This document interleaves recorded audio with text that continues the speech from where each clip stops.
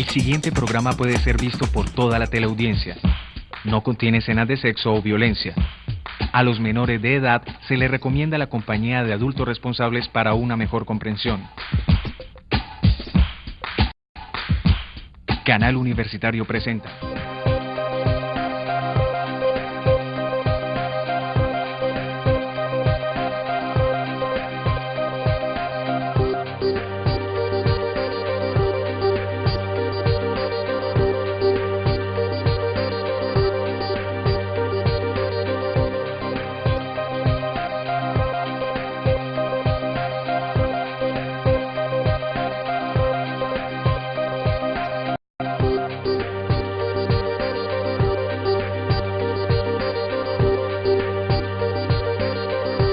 Hola, esto es Tiempo de Letras. Hoy nos acompaña el profesor Fabio Martínez, autor del libro Cuentos 50, antología de relatos de escritores de la generación del 50.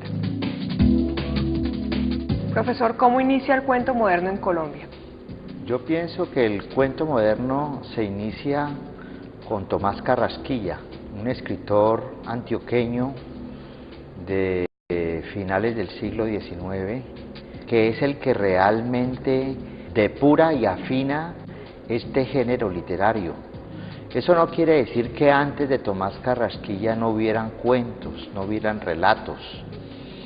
Yo pienso que hasta el siglo XIX en el país y en el continente se escribieron crónicas y se escribieron relatos, crónicas y relatos que vienen un poco del siglo XVI, de los llamados cronistas de Indias, pero es a partir de Tomás Carrasquilla donde este género, que tiene una serie de particularidades muy definidas, ¿no? Tiene una estética muy definida, se inicia en nuestro país con Tomás Carrasquilla, que es el autor de ese famoso cuento que inmortalizó Enrique Buenaventura en los años 60 con el TEC y que se titula A la diestra de Dios Padre. ¿Qué particularidades y qué estética precisamente tiene el cuento moderno? Bueno, el cuento tiene una particularidad singular, ya lo decía Borges en su momento y antes lo dijo Edgar Allan Poe. Un cuento, para ser cuento, necesita tener en su estructura narrativa un enigma o una gran contradicción que puede ser resuelta al interior del cuento o puede quedar abierta.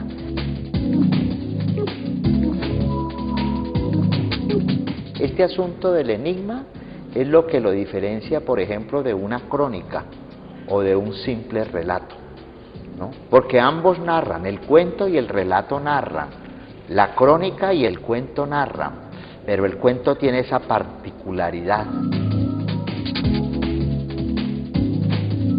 Y eso es lo que lo hace misterioso, y eso es lo que lo hace, si se quiere, atractivo para el lector.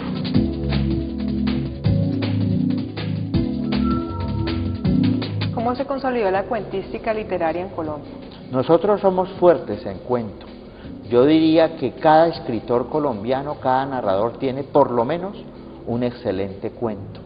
Entonces este proceso que se inicia con Tomás Carrasquilla se desarrolla a todo lo largo del siglo XX. Después de Tomás Carrasquilla vamos a encontrar a un autor también antioqueño, F. Gómez, y más adelante vamos a encontrar autores buenísimos del cuento como Pedro Gómez Valderrama, como Germán Espinosa, como Fernando Cruz Cronfli.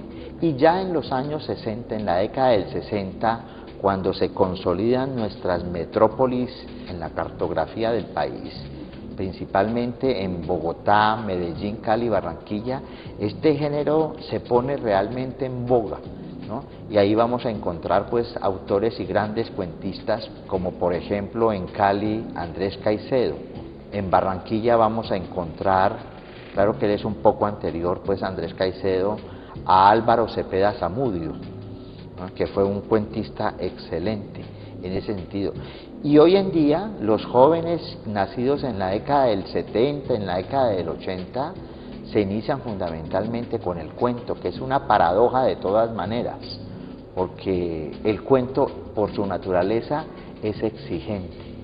Entonces podemos decir que en el país tenemos ya una tradición cuentística muy importante que viene por supuesto de la oralidad, de los cuentos que nos echaban nuestros abuelos cuando todavía no había llegado la televisión ni estábamos en el reino de la imagen y en el reino de las pantallas.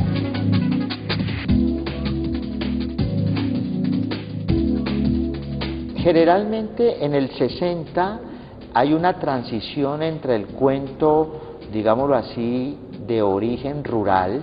Escribían cuentos, digámoslo así, todavía con una temática rural, porque por supuesto nuestro país prácticamente hasta la década del 60 era un país fundamentalmente rural, era un país campesino, y por esa razón los escritores de una u otra manera representaban ese paisaje en que nacían. Pero es a partir del desarrollo de las metrópolis también y de la ciudad latinoamericana cuando los escritores empiezan a interesarse por temáticas y problemáticas urbanas, entonces surge el cuento urbano.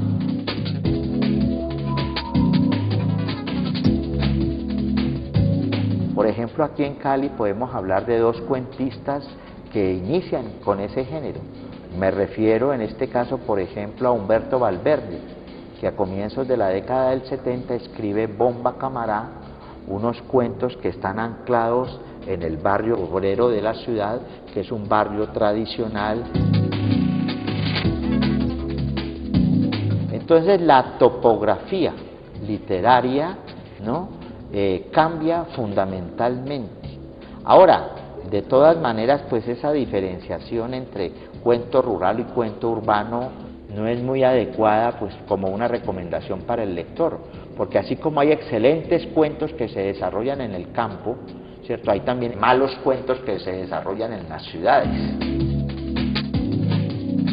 Un ejemplo de cuentos clásicos que suceden en el campo rural, El Llano en Llamas, esa famosa colección de cuentos que escribió Juan Rulfo, ¿no?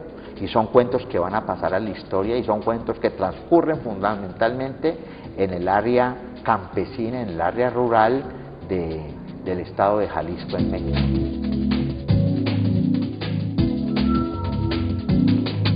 ¿Por qué la generación 50? Yo estaba muy interesado en hacer una antología de cuento colombiano, primero para mostrar una vez más la vigencia del cuento en el país y en el mundo hispanoamericano, a pesar pues de las editoriales comerciales que siempre han despreciado el cuento como tal, ¿cierto? Dicen que el cuento no se vende, las editoriales, y se pierden pues, digámoslo así, un bocato literario interesante para el lector.